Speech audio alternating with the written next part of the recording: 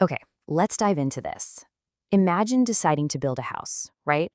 And by the time you're finally finished, you've built a structure so incredibly massive that it literally covers 4 full acres of land.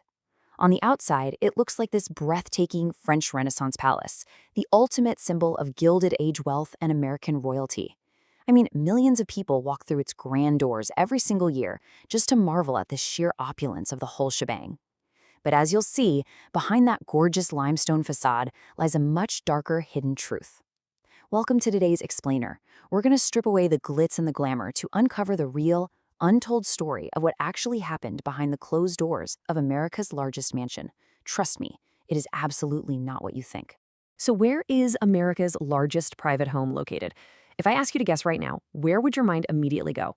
Beverly Hills? Bel Air? Maybe some sprawling private island, or right smack in the middle of Manhattan? You know, it makes perfect sense to think that. But the truth deliberately subverts all of those expectations. It's actually tucked away in the quiet, mist-covered, forested mountains of Asheville, North Carolina. It's called the Biltmore Estate. To truly grasp the scale of this extreme wealth, consider this staggering number: 250. That is the number of rooms inside this single house.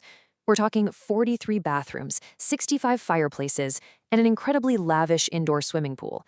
But, as we're going to discover, this isn't just some fun story about a guy with deep pockets. It's a story about a house that essentially became a beautiful trap. Part 1, Building a Gilded Cage. To understand why this behemoth was built in the first place, we need to peel back the layers of history and meet the man who designed his very own magnificent prison. And this brilliantly illustrates a really stark contrast at the heart of our story. When you hear the name Vanderbilt, your brain probably jumps to massive cutthroat empires, railroads, and loud, flashy billionaires building giant, gaudy mansions just to show off to high society, right? Well, his older brothers were exactly like that. But George Washington Vanderbilt II, he was a totally different breed. He was deeply introverted, reading systematically in 8 different languages, traveling the world, and actively seeking an escape from that suffocating New York social scene. When his father passed away, George inherited a casual $7 million. That was his golden ticket out. He traveled down to North Carolina to build what he thought would be a little mountain getaway. But somehow, that simple idea snowballed into a 178,000 square foot mega palace. To pull this off, they literally laid down a dedicated railroad line just to bring in materials, and over 1,000 workers and master stonemasons labored day and night for 6 straight years. No way you can call that a little getaway, right? When the grand gates finally swung open on Christmas Eve of 1895, the house was an absolute technological paradise for the late 19th century. I mean, they had direct current electricity, which was actually possible thanks to George's casual friendship with Thomas Edison himself. They had forced air heating, electric elevators, and automated clocks keeping everything perfectly timed. It was a true wonderland of modern innovation. But here is our first hidden truth, folks. The house was an absolute logistical nightmare. To maintain the illusion of this peaceful, seamless luxury home, a hidden army of over 100 servants had to operate completely out of sight. They were moving through cramped underground service tunnels, hauling tons and tons of coal into massive boilers every single day. So while the house looks like an absolute dream on the surface, underneath, it was a demanding beast that required constant, grueling feeding just to stay alive. Part 2, the brutal cost of luxury. This perfectly sets up the dark financial realities that began to crush the Vanderbilt family. Things are about to take a very sharp, very dark turn.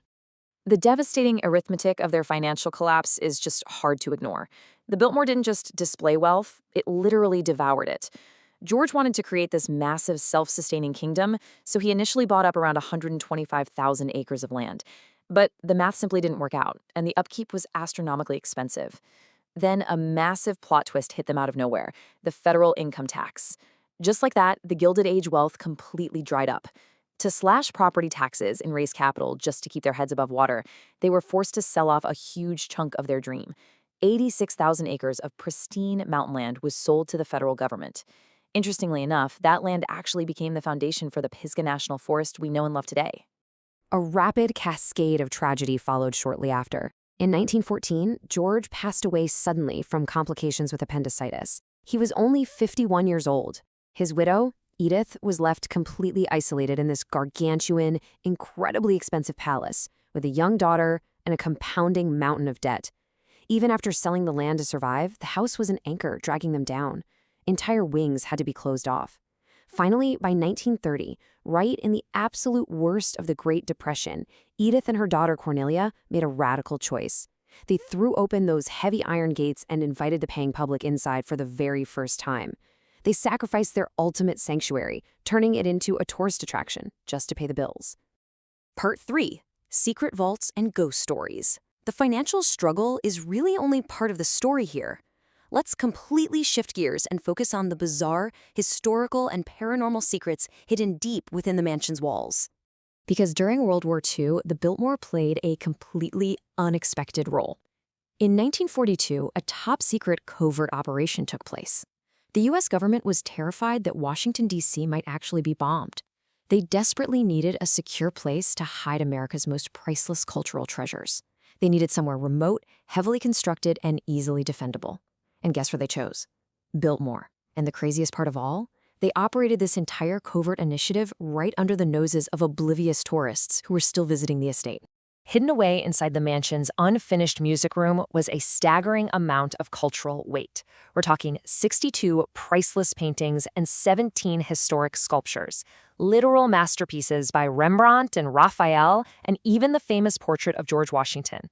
Heavy steel doors were installed and climate control systems were secretly set up. For years, these artifacts securely slept behind 24/7 armed guards while the artistic soul of the nation was completely hidden away from the world. Now, with a history that intense, full of sudden death, financial ruin, and secret wartime operations, it's probably not too surprising that the Biltmore has developed a reputation for being incredibly haunted. The most famous story centers around the massive 10,000-book library, which was George's absolute favorite room. Visitors and staff have reported seeing a shadowy figure matching George's description just sitting there, turning pages by the fireplace. Even eerier, guests have reported hearing a woman's voice softly whispering the name George through the empty halls. Ghostly echoes of Edith, supposedly still searching for her husband. And if we guide ourselves down into the dark, cramped basement of the estate, the reports get even more bizarre. Down near the historic, drained indoor swimming pool, people have reported hearing phantom splashing sounds and echoing laughter in the empty, tiled rooms. There are even sightings of a completely bizarre apparition that the estate staff refers to as the headless orange cat. Honestly, whether you believe in ghosts or not, there's no denying that walking through those massive, quiet corridors brings a heavy, really eerie weight of the past. Part 4. A thriving modern contradiction. So the crucial point here is that despite the overwhelming debt and the haunting echoes of the past, the estate survived by learning to adapt. Built as a quiet escape for one introverted man, the remaining 8,000-acre estate is now entirely dependent on the millions of everyday people who pay to come see it. It is the ultimate irony, isn't it? A monument to extreme, isolated independence that eventually became wholly reliant on public tourism. The Biltmore was never just a home. It was, and honestly still is, a massive, beautiful contradiction. Which brings us to a final provocative question.